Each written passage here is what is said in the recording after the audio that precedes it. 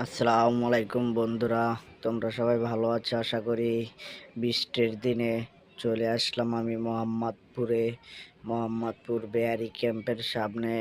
এই দোকানটা, এখানে অনেক রকমের ফাস্টফুডের দোকান আছে। সেই দোকানের পাশে একটি দোকান আছে। এটা এটা হলো যাইয়া গরুর তিল্লি, বট এবং ক্ষীর। এই দোকানটায় বেচা কেনা করে এগুলি। তো এগুলি হলো যে কয়লার আগুন দিয়ে পুড়ে তারপরে বিক্রি করা হয়। এগুলি অনেক সুস্বাদু খাবার, যারা খায় ওরা বুঝবেন।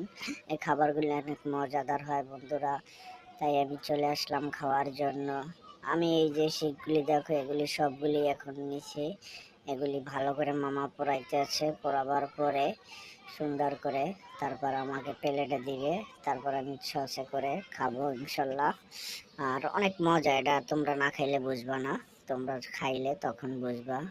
আর এরকমের ভিডিও পাইতে খেলে মজা পাবা, তাই তোমরা একবার ট্রাই করে দেখো। এই খাবারগুলি অনেক সুস্বাদু হয় এবং অনেক মজার হয় বন্ধুরা। না খাইলেই মিস করবা, একবার খেয়ে দেখো।